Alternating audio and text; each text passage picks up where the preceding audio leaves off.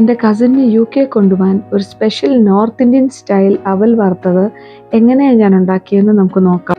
ഈ video skip ചെയ്യാതെ അവസാനം വരെ കാണുക. എങ്കിൽ മാത്രമേ ഇതെങ്ങനെയാണ് ഉണ്ടാക്കിയെന്ന് മനസ്സിലാവൂ.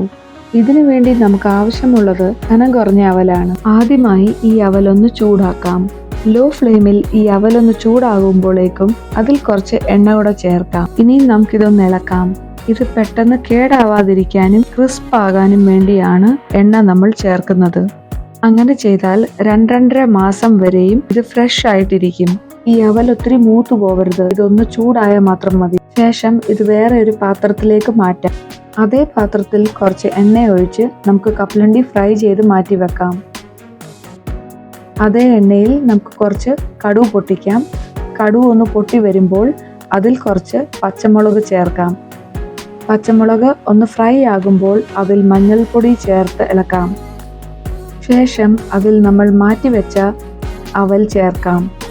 അതിൽ ആവശ്യത്തിന് ഉപ്പും പഞ്ചസാര പൊടിയും ചേർത്തിളക്കാം.